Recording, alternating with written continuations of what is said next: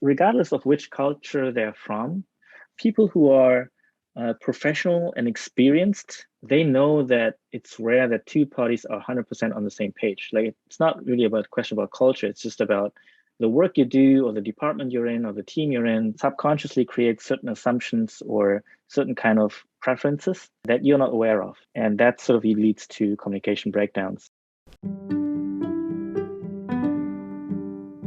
こんにちは皆さん、ビジネスサクセスジャパンのポッドキャストへようこそ。Hello everyone and welcome to the Business Success Japan podcast. This is your host, Liddy Buchelman. This podcast is made for those who want to develop or strengthen the communication skills, cultural savvy, insights into current trends and conditions, and mindsets that are essential in a Japanese business environment. The helpful, practical suggestions and engaging insights offered here provide listeners with the in-depth cultural context needed to achieve their own version of success while collaborating with Japanese counterparts. In today's episode, I'm chatting with Fuminori Gunji. He was a founding member of Softbank Robotics before heading business development for MakeLeaps. He went on to lead MakeLeaps as a COO before ultimately joining TokyoMate in 2021 as its CEO. We'll hear more about his experiences and TokyoMate during his interview, but let's go over a little bit of Japanese first. In the previous episode, we looked at the term uchi soto. Uchi soto. Uchi soto. This term has to do with the idea of in-group, which is uchi here, versus out-group, or soto, in Japanese culture. If you want to learn more about this term and its place in Japanese culture, be sure to check out the previous episode with Rie Eichmann. In this episode, I want to introduce the phrase kao ga hiroi. Kao ga hiroi. Kao ga hiroi. Kao typically means face, though here the translation notoriety is probably more accurate. Hiroi means vast or wide, and ga is the particle that marks the preceding word as the subject, which makes the literal translation of this phrase a wide face. What it really means, however, is that someone is well known, has a diverse set of connections, or is well connected. It could be helpful to think of it as having a face that is widespread in the sense that it is known to many people. Be sure to check out the kanji in the description of the episode if you're interested. So, if you want to find success in Japan, especially as an entrepreneur or in the startup scene like Fuminori and many other guests on the podcast, becoming kao ga hiroi should be a priority.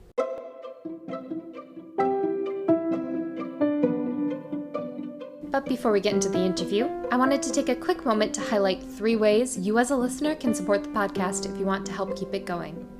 If you haven't already, please go ahead and follow or subscribe on whatever platform you're using, and consider leaving a review if you're on Apple Podcasts to help the podcast reach new listeners who could benefit from the information shared here. If you have a favorite episode, please go ahead and share it with a friend or colleague who you think would enjoy it. And if you would like to help make sure I stay well caffeinated enough to keep putting together these podcasts, you can also provide financial support at the podcast's new Ko-fi page. You can donate once or even monthly, and every little bit goes a long way. You can find the link to do so in the description of the episode. Thanks so much in advance, and let's get into today's conversation. So my name is Fuminori Gunji, and I'm Japanese. I was born in Tokyo, but I was raised in Germany. We went to Germany before I even turned 1 year old. Stayed there until high school graduation, almost 20 years. So mentally speaking, I'm half German, I would say. And then I studied in the Netherlands, and then I came to Japan around 2008. And then I worked at a consulting firm, big Japanese multinational, Softbank. And then I joined a B2B SaaS startup in 2016, 17, I think. Then we did an M&A deal exit, and now I'm working again at a B2B startup as a CEO this time. So why did you decide to come back to Japan after being raised in Europe? That is a very good question. So when I actually started studying, just a little bit back. So my parents wanted me to go to Japanese university, which was a very common thing among Japanese who grew up in Europe. And many of my friends actually back then, after high school graduation, went to Japan, because for Japanese who grew up overseas, there is a sort of special application framework, let's say, that makes it easier to get into Japanese universities. But I wanted to stay in Europe. So it was a very conscious choice of me to say, like, no, I don't want to go to Japan right now. Like, I just like it in Europe. And so I studied in the Netherlands.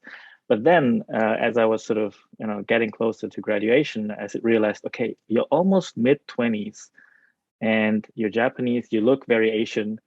And no matter how well spoken you are in terms of German and English and well integrated in society, you will always be a nation in Europe. Like it's nothing about racism. It's just it's obvious. So and there are some disadvantages. I wouldn't call it racism, but disadvantages that come along with that one. And I thought, well, if you have those disadvantages either way, better make up for it by being truly bicultural and understanding the business customs and everything. So I said, okay, I probably won't like it too much in Japan, but just let me go there for 3 years, get working experience, and then my CV says yes, he's worked in Japan, so he knows both cultures, and then it was just a very career move, honestly, and so career move, and then also partly like, okay, back to the roots, kind of like emotional thing. But I knew Japan, so we were every 2 years in the summer vacation we used to go to Japan. So I wasn't a stranger to the country, so I didn't expect too many different things or discover new things, to be honest. But yeah, that was the reason. And then when I came to Japan, started working for the consultancy firm. The work was very tough in terms of hours, but fun. And Tokyo is just it's too much fun. So now I'm here for more than 10 years. Yep, time flies. I guess Yeah, that makes sense that if people assume that you're bicultural because you obviously look ethnically right, Japanese, you may as well use right. that to your advantage if you can. Yeah, exactly. So you've been involved in the Japanese startup ecosystem specifically. Could you Mhm. tell us a little bit about your perspective on it? So the Japanese startup ecosystem has changed a lot, or let's say matured. Um, like 10 years ago when I started working, there were like maybe one or two that you could call a startup that were like well known as a startup, but it wasn't so much of an option for most people to think like after college graduation, maybe I'm going to start working at a startup. It was like very sort of odd choice to make back then.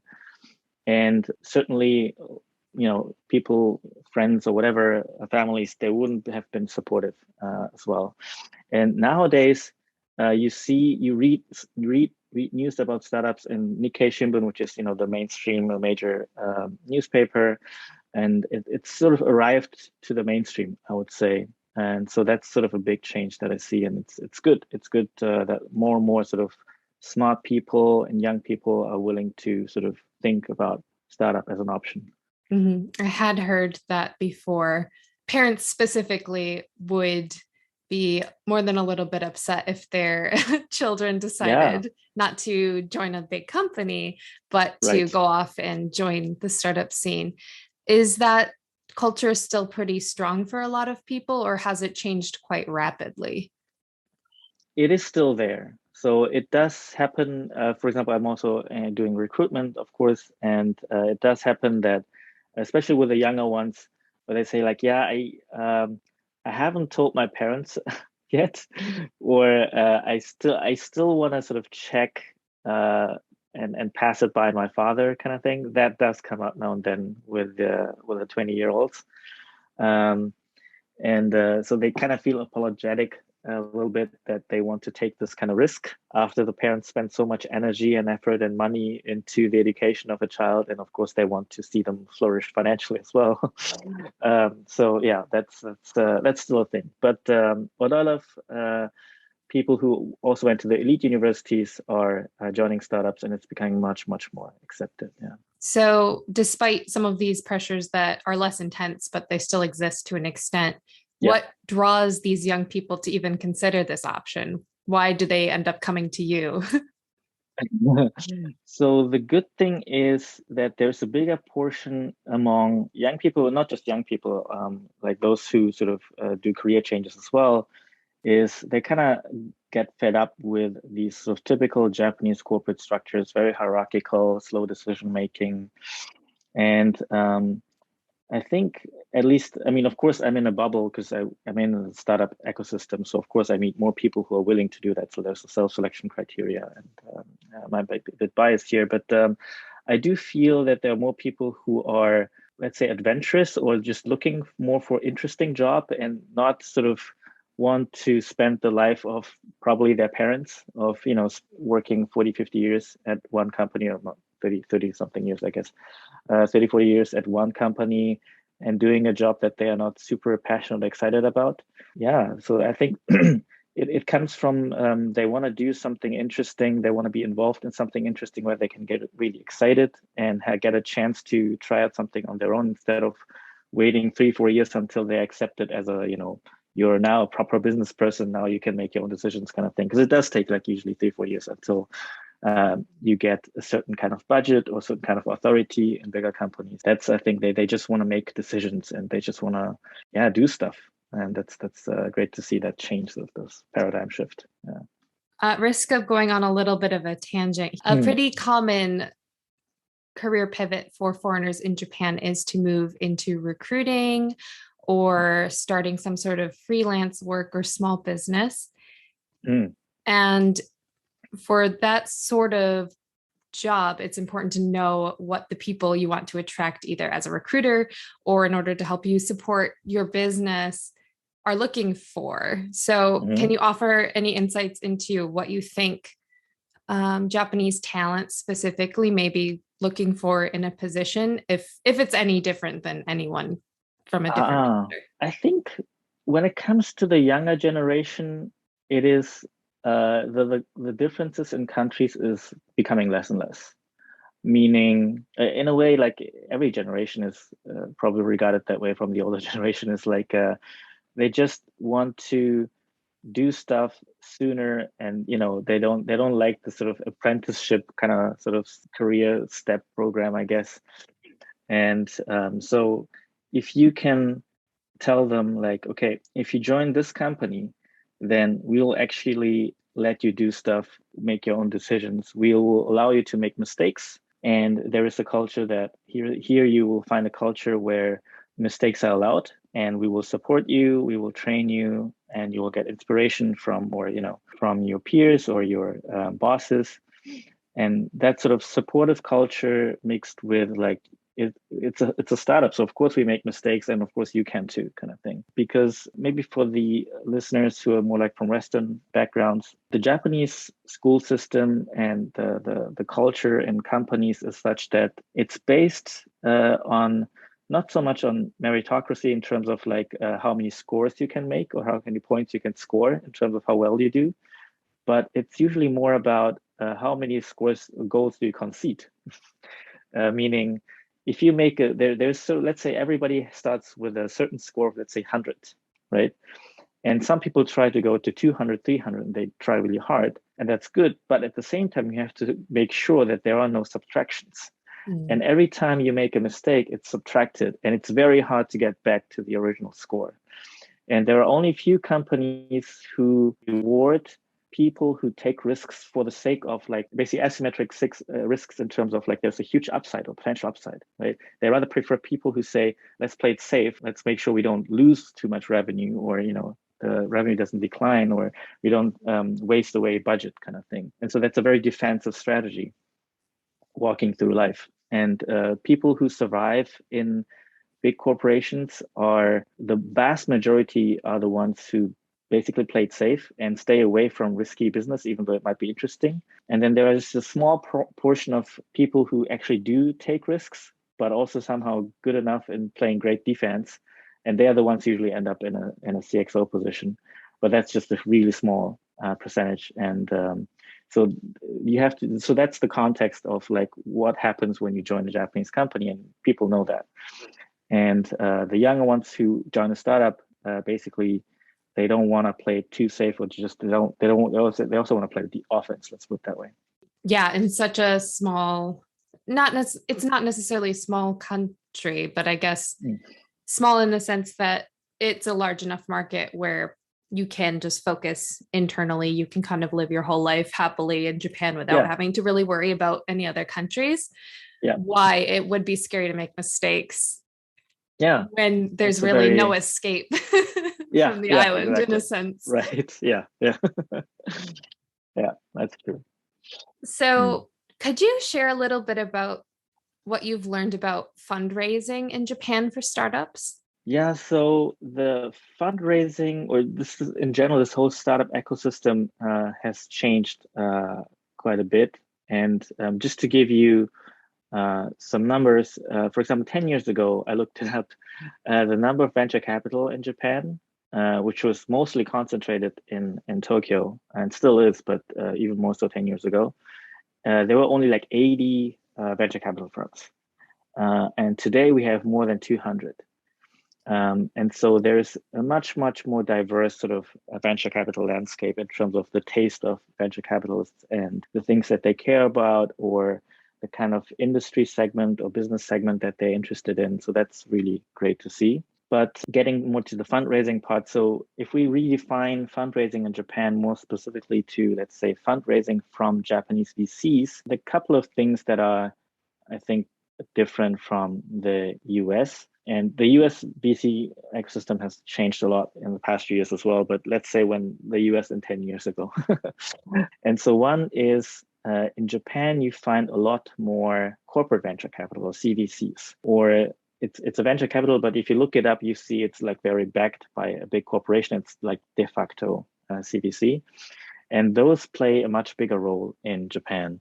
So when you go to, I mean, nowadays we don't, unfortunately, due to COVID, we don't really have those like events anymore. But in the back then, when there were physical events, and you would go there and you exchange business cards and you talk to them, and you ask them about their personal background, career background, then usually find out, oh, he's just someone from a big company, and he was sent to the VC business division in a way. And so only few venture capitalists in Japan have experience working in a startup, or even less so in terms of when it comes to whether they had experience in building a startup or being a founder. And many come from finance industry or like corporate planning from a big corporation background. And so that kind of tells you the kind of people that sit across the table. And because of that, the kind of detail in terms of detail regarding business plans or revenue projections that you need to include in your pitch deck is, I guess, more demanding at even earlier stages as well. So that's, I think, the number of slides, I suppose, and the detail of information that is required to gain that trust, like in early stage investing, is, I think, slightly more than in US. Like I look at like various websites where you can check out the seed stage or Series A stage pitch decks of like big US companies that, Airbnb or whatever, and you see that and it's like, they got the funding with that one.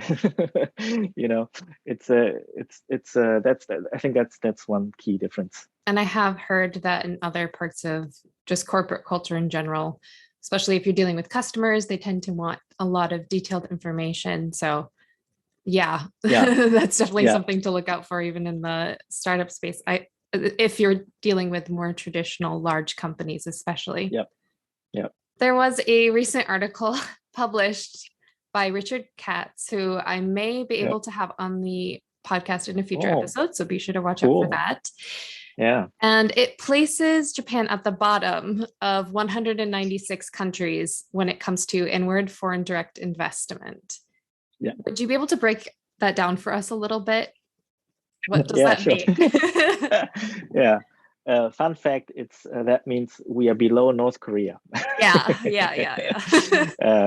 Well, North Korea probably is getting a lot from South Korea and China. But anyways, I read that. I was not surprised at all. It was interesting because just probably like 2-3 months ago, me and friends of mine who were also running a different company, we just started talking about like, man, this like foreign direct FDI in Japan is just way too low. We got to do something about this. So yeah, it is a fact. And the impact it has, or the implications of the lack of foreign direct investments in Japan, specifically for the startup ecosystem, means that there is less variety when it comes to raising capital, or the kind of capital. So before I go into detail here, I should probably mention a couple of things to put things more into context. So as a startup, when you raise capital, or people say equity finance versus just getting a loan from a bank. Not every money is the same. Like if you get a loan, business loan, it's just the money, and the only differentiator between picking the loan from this bank or that bank is just the interest rate, for example.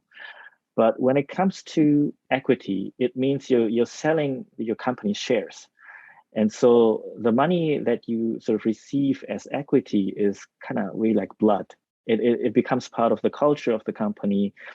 It has an influence on what kind of decisions you make, because investors, of course, put the money into your company, and they expect a return from that money, which has to be higher than if they put the money on the bank, for example, and getting interest rates.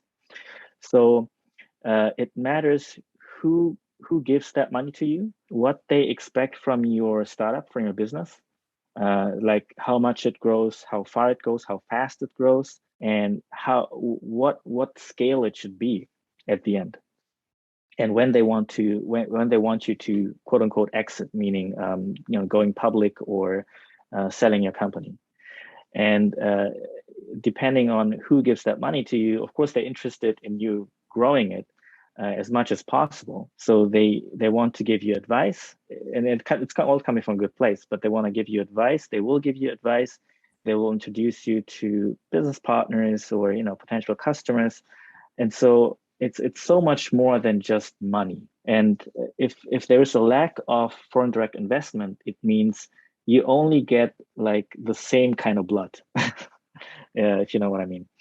And so with only a few foreign direct investors here, and most Japanese entrepreneurs only get feedback from Japanese VCs, where most of them have not too much experience in building or working in a startup or scaling a new business or new technology in a mature market, for example. And so what I very often hear is, at least until very recently, so just recently, like just this year and last year, it has changed a little bit. But traditionally, what I heard very often was Japanese VCs don't encourage startups to go too big. And the reason is that in Japan, there isn't really a thing which you could, I think the right way to say is like a secondary market for pre-IPO stocks, which means there isn't really a market for selling stocks that are not sort of publicly traded. And that means that from a VC perspective, unless the startup goes public or does an M&A, the venture capitalist doesn't really get a return on their investment. So of course, and it can take 7-10 years, right? So until recently, the trend was that a lot of Japanese VCs sort of pressured the companies, the startups, and the entrepreneurs to prematurely, go public or exit because they want to get a return on the investment. They didn't want to wait too long, or more than 7-10 years. And another thing that sort of makes it easier for that kind of culture to establish is in Japan there is a stock market that's called Mothers. And it allows for a much smaller scale IPO. So it's not the Tokyo Stock Exchange, but it's a much smaller one, and where you only need more than 200 shareholders, or I think 1 billion Japanese yen, that's roughly 1 million USD in company valuation. And I forgot the details about minimum requirements for going public on NASDAQ, for example. But I remember back then when I looked at the numbers, like it's a huge difference. Like you can go public at a much smaller scale in Japan. And so that's sort of, I think, a key difference in fundraising in Japan and the relationships that you have with VCs in Japan. But the good news is it's changing a lot, especially since the last 1 or 2 years. And it shows that the Japanese VCs are learning and getting mature and getting more patient in a good way. Yeah. And for anyone who wants to learn more about the issue specifically, I'll be sure to link the article in the description of the episode.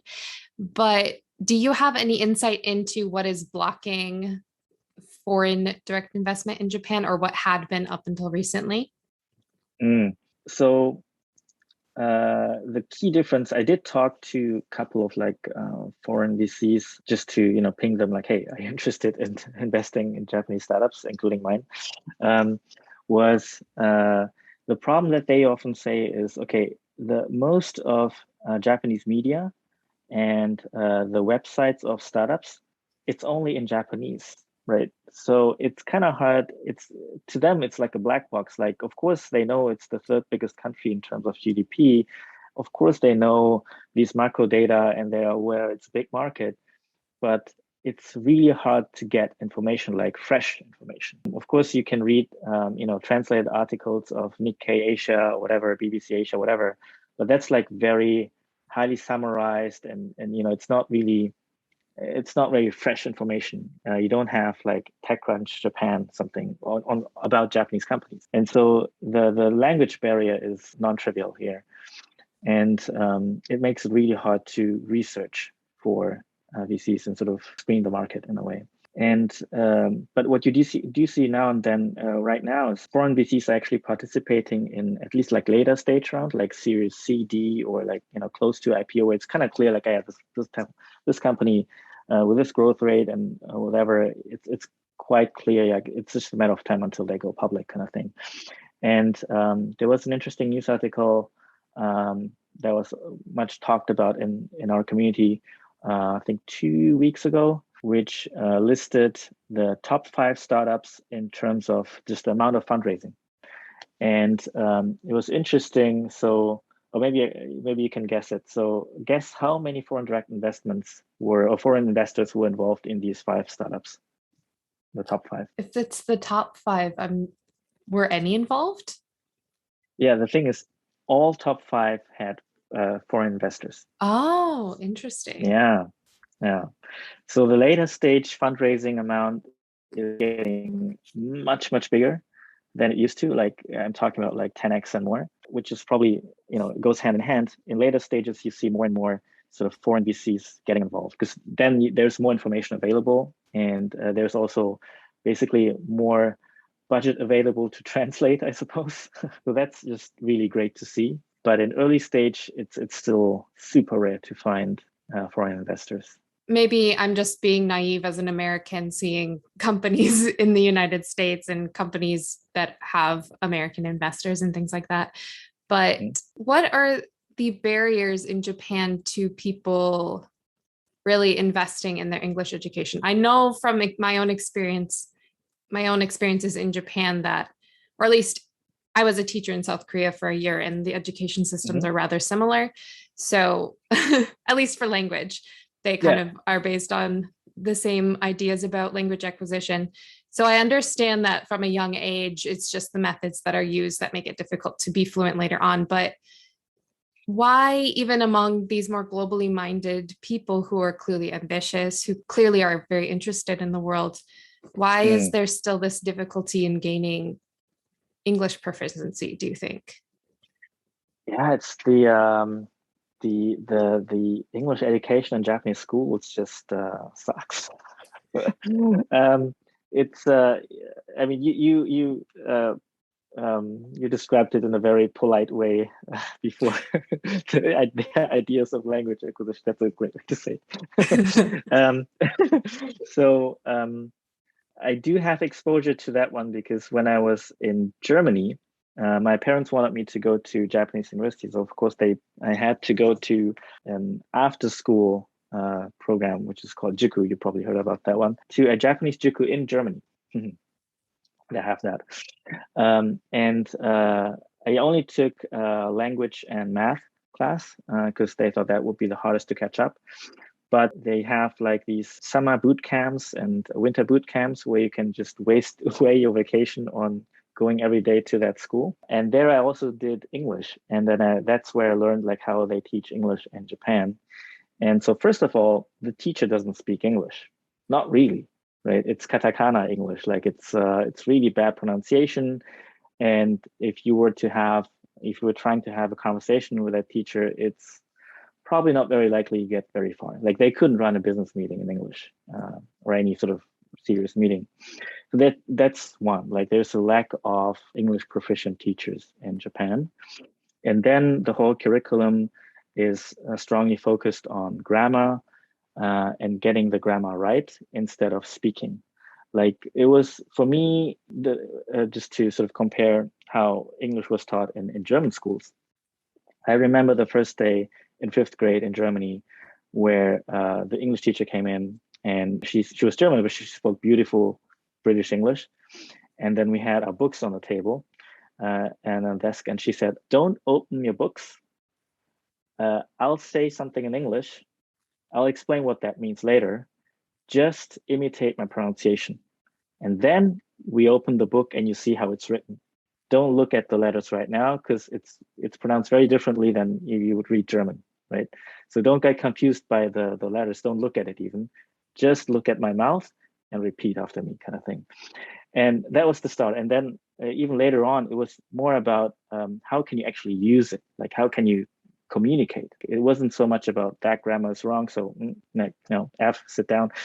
But in Japan, it's really like, okay, you got to get the grammar right. And they all these kind of puzzle-ish quizzes about grammar, where you kind of wonder, like, what's the point of doing this in such a sort of complicated quiz style? Like, there's no point. Like, you don't talk when you want to have a conversation, you don't think this way. And so yeah, it's even if you are an elite university student, you had these years of badly designed English education, and so that makes it. I mean, there are exceptions, of course, people who never been overseas but will speak great English, but it's a minority. Right. It's definitely possible for people, but also, unfortunately, people who end up being able to go to those elite universities can go to those elite universities because they're best at the Japanese education system. Yeah, taking quizzes, right? Yeah. Yeah, that might actually be not the sort of selection that you're looking for if you want English proficiency specifically. Right. But yeah, thank you for breaking that down for us. Are you seeing any changes recently in the Japanese business startup culture that you think are due to the pandemic, since we're kind of still in the heat of things right now? True. Yeah, unfortunately. To be honest, when it comes to the pandemic, I would say, I mean, just like in the US as well, the Japanese startup system or ecosystem is mostly like IT companies, right? And for IT companies, culturally, but also the tools that they used before the pandemic, like chat tools and these, video conferencing tools, I don't think I've heard of any startup company who was like badly affected in terms of business or like, team management, because they were already a lot of companies who, worked remotely, or when it comes to the product that they provide, the pressure to remote work is nothing but helping the demand for these products. So I think for most Japanese startups, this whole COVID thing, as terrible as it is from a business perspective, rather tailwind. And what I did see and hear was that fundraising during that time was more difficult, because, of course, all the investors were kind of scared about, okay, it's what's happening with this market. Is this still growing? And of course, I wouldn't say they freeze, but they were sort of very cautious about investment. But it picked up again in 2021 because they saw in 2020 like it's not as bad as we expected it could become, at least not for the startup environment. And so it picked up pace again. And so yeah, it had little effect, surprisingly, I would say. Are there any business practices that you think will stick after the pandemic, or do you get the sense that things like work from home, lack of nomikai, those sorts of things, do you think the push will be to go back to normal, or do you think some things will continue post-pandemic? Yeah, so when you look at surveys and also talk to people, it's hard to imagine that things will go back to what it was before, even for big companies. And so when you look at surveys, you see like percentages of like employee service where they say 70, 80% say like, I don't want to go back to what it used to be. Of course, working from home in Tokyo with, we don't have big houses here. The real estate is expensive. Even if it's a small space, people prefer to work from home much more than going to these super crammed trains and every morning, and it's super stressful. And a lot of families, like I have a small daughter as well, but you get to spend so much more time with your children, even though it makes it sometimes hard, of course, when you're having a meeting and they come back from daycare or whatever, and then they jump into the screen kind of thing. But most people say like, yeah, I don't want to go back. There's a small percentage of people who prefer to just, keep work and home separate, which is understandable. But I think the hybrid model will at least stick. And companies like Yahoo Japan, they recently actually announced that they will they will run out the current sort of rent contracts, office rent contracts in inner city areas, and they will shift to, I think, 80% remote work basically, and significantly downsize the office room, which is one of the biggest IT companies in Japan here. So that sends a big signal. And I think many companies will follow, and those who don't, well, they just will have a harder time with recruitment, I suppose. Mm-hmm. Yeah, because the other side of that is I can name companies in my own area that are the same way. It's nothing unique to Japan, where you just show up to show that you're at work. It's kind of, you get promoted based on how often your butt is in your seat, basically, and for how long. But it'll be interesting to see how that more traditional view of work and showing that you're a hard worker interacts with the hybrid culture. And I know that in the States, at least, we're a little bit worried about how that will affect women in work specifically, because they're with children statistically more likely to opt into working from home, just so that they can balance that as well. So it'll be interesting to see how that plays out in Japan too, if it'll increase participation because of the flexibility, or if it could exacerbate some of those lack of promotion for women in companies. How that plays out on sort of company politics or who gets promoted, that's also hotly debated in Japanese media as well. So those discussions are very similar to what I read in US media. Like, okay, how do the bosses see who works a lot? Like, do you just check the Slack statistics and check out who sends out most messages? That can't be the answer either, even though it's a good hint.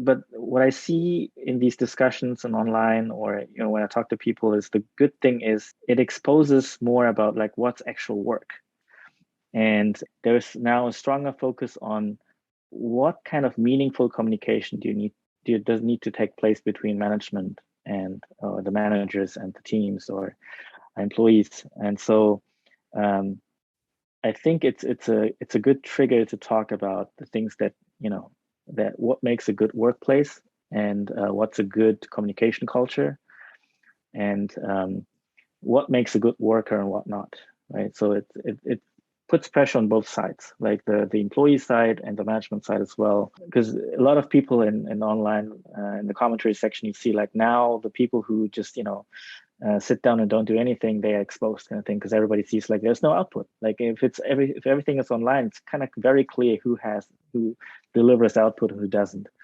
And so they're sort of cheering.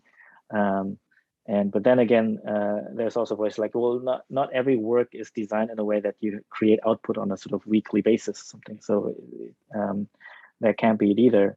And so I think it's definitely changed how Japan works, and it's great to see that even big corporations are realizing that, many of them. And it's hard to imagine that things will go back. I don't think so. Okay, good. So then shifting gears a little bit. Sure. So you're someone who, as I mentioned before, you spent most of your formative years in Europe. Mm-hmm. So when you finally came to Japan to actually live and work as opposed to visit, what were some things that surprised you in Japan? So before actually moving to Japan, I did visit Japan with my parents like every 2 years in summer vacations. So I wasn't a real stranger to Japanese culture or how life is here. And when I was in Europe, I did do kendo, which is sort of sword fighting, a Japanese traditional sword fighting, I guess, with bamboo sticks, which was taught by Japanese and entirely with a Japanese group of people. So, and as you can imagine, like Japanese martial arts, of course, it's very like traditional culture. So I was exposed to that early on. So I think I had of course, not other than being Japanese, I think I had a pretty good sense of how it's like to be in a Japanese organization. But if I had to pick one thing that was actually surprising, was that I had this image that, Japanese work environment would be like very formal and super hierarchical, and you kind of have to be on alert all the time, kind of thing. And what I learned was, or maybe I was just lucky with the Japanese companies I worked for, is that it was surprisingly like very, at least among your colleagues, it was very fun and casual. You would call each other with your first names or nicknames. And of course, when you're facing a customer or business partner, then we switch it on and it's like super formal and all the bowing and all that, the things that you really usually read about Japanese business customs.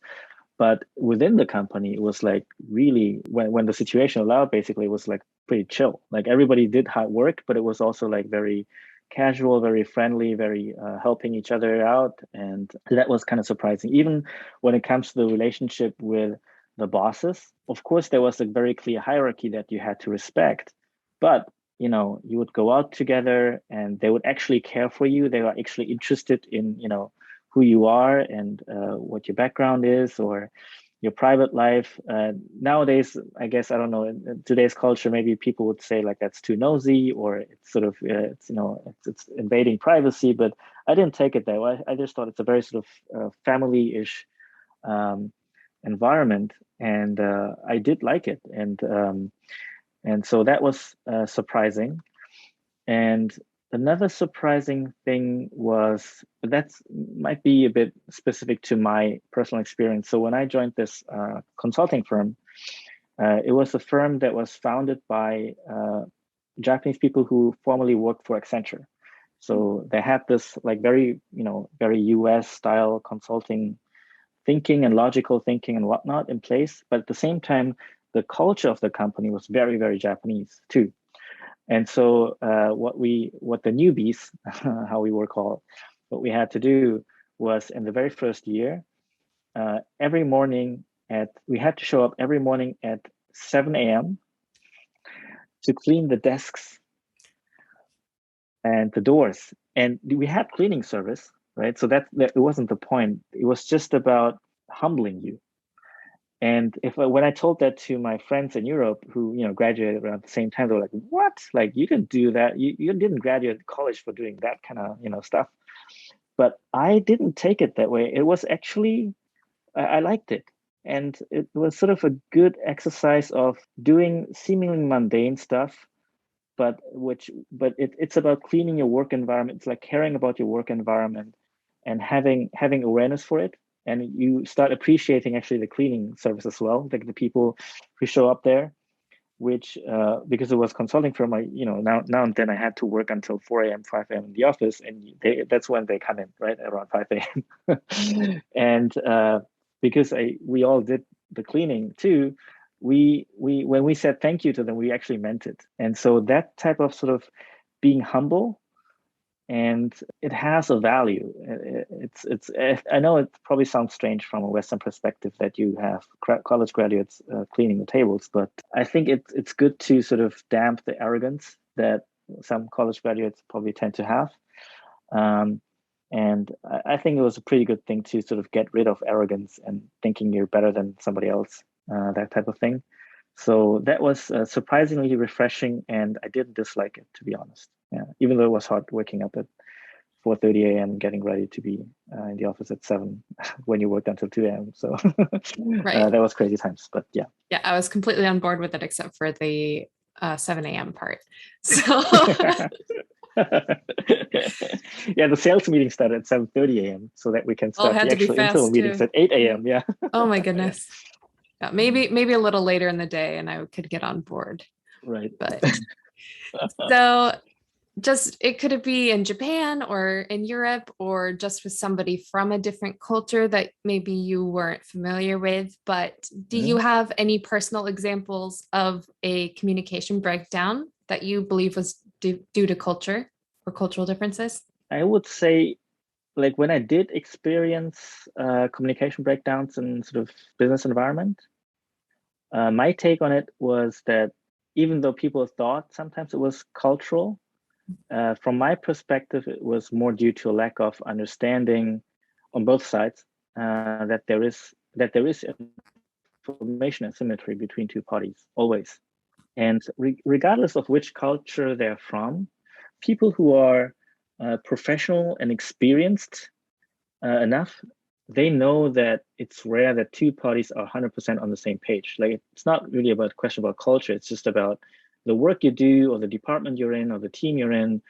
And so if you have different type of work, then you're exposed to different kind of information on a daily basis, which of course has an impact of how you view the world, and that subconsciously creates certain assumptions or certain kind of preferences that you're not aware of, that you have them. And that sort of leads to communication breakdowns. And when I did experience it, it was because the two parties involved, at least one of them was just unaware that there is probably a bigger information asymmetry between the two parties than they thought there is.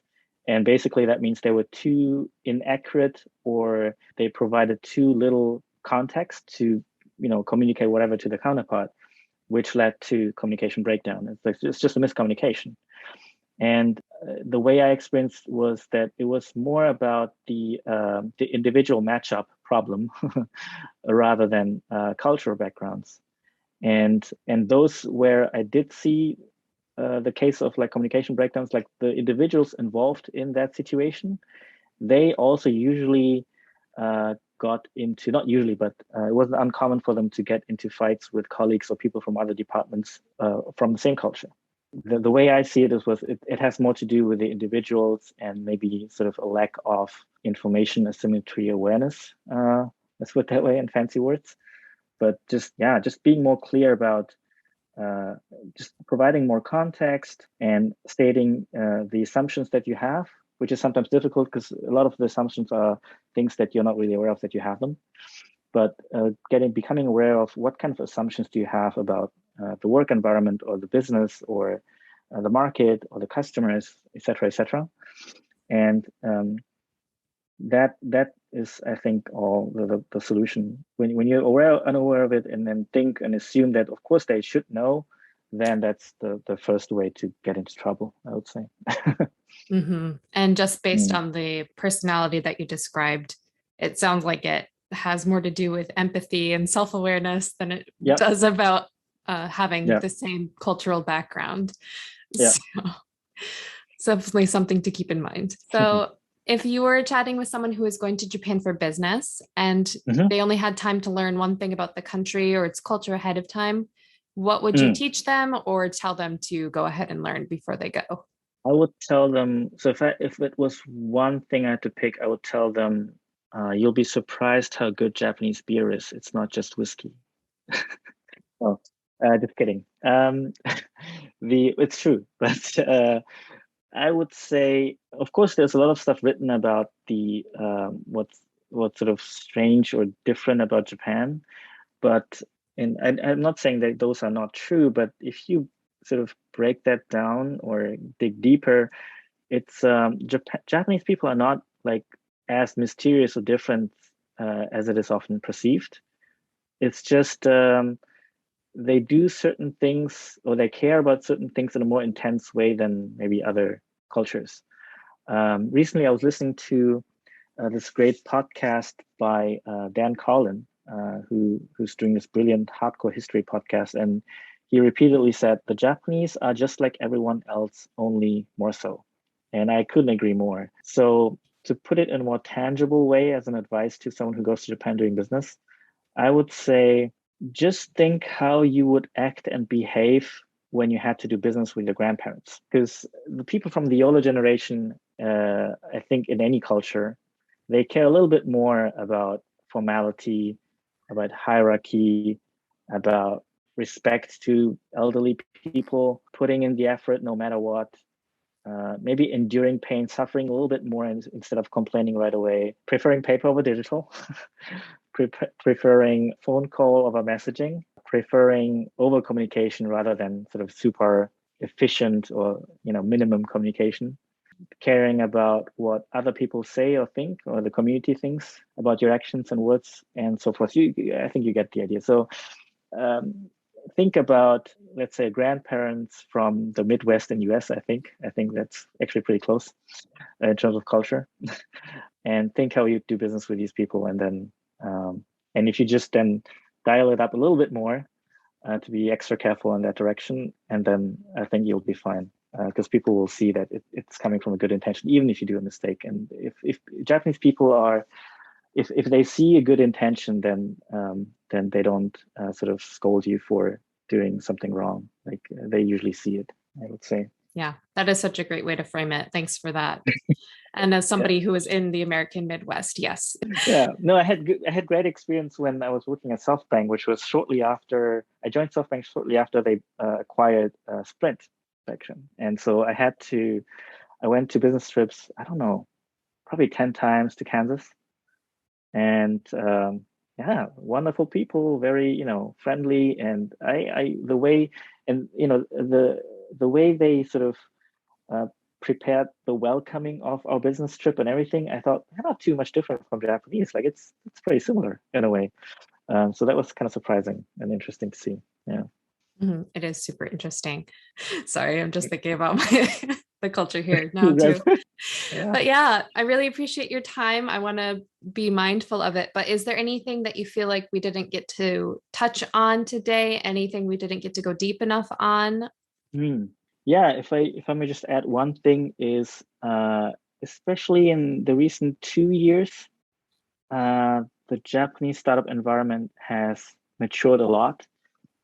And if any of the listeners are investors, it's really worthwhile to pay attention, because this whole pandemic, this COVID, has opened up doors for IT solutions, or especially SaaS software, for example, to be much, much more acceptable among the sort of, I would say, like in terms of market segment, early majority and even late majority companies, because they just have to adapt to it. And so you see a huge increase in like SaaS software solutions for B2C, B2B.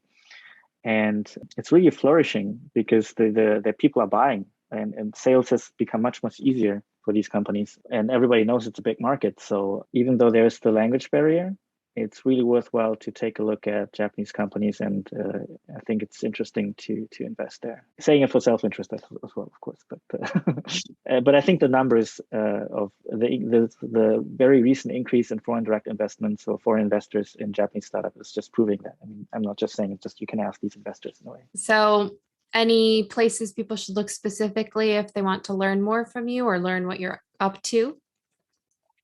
Yeah, you can follow me on, you can check us out on LinkedIn, TokyoMate, Tokyo as it spells, and then Mate, M-A-T-E, all in one word. And then they usually link me very often there as well. So if you if you just Google TokyoMate, then you'll find everything on our website and SNS. And we'll post interesting stuff about Japan. And so what we do, just if I may elaborate on that one really quickly. So TokyoMate is what we provide is bilingual virtual assistants, English, Japanese, virtual mailbox, and virtual receptionist under the concept of office as a service, which makes it really easy for foreign startups or foreign entrepreneurs in Japan to build the business and really focus on the business side instead of caring about the legal and the admin stuff, where you have to, talk to Japanese authorities and whatnot. So we'll get in between there and help you. And so because of what we do, we post very often things about, how to set up a company in Japan, what are the difficulties introducing bilingual tax accountants and whatnot. So if you're interested in somehow building a business or doing a business in Japan, then I think we are a very good information source. I agree. It's definitely worth following on LinkedIn if you want to have an idea of what's going on in Japan, and also just get some practical advice, help you deepen your understanding of doing business in Japan little by little. It's definitely a great resource to follow. Thank you so much for your time today. Thank you. I hope that you enjoyed today's conversation, and please be sure to check out the links in the description of this episode to learn more about Fuminori and TokyoMate. I personally recommend following TokyoMate on LinkedIn for regular, high-quality information and advice on working and running a business in Japan. If you enjoyed today's episode, go ahead and share it with a friend, colleague, or connection on LinkedIn to help spread the perspectives and information shared in the podcast. And please remember to go ahead and subscribe or follow on whatever platform you're using, and also leave a rating and review if you enjoyed the podcast. If you'd like to support the podcast financially, please check out my link to the new coffee page to keep me well caffeinated and making content. As always, feel free to email me at businesssuccessjapan@gmail.com if you have any other questions, comments, or suggestions for future episodes or interview topics. Also, be sure to reach out if you would like to contribute as a guest on the podcast to share your own cultural insights into doing business in Japan. I'd love to hear from you directly, so if you would like, please go ahead and leave a voice message, and you can find the link to do that in the description as well. But for now, remember that the more you learn, the more confident you will become as you explore all of the opportunities Japan has to offer you. Until next time, mata kondo.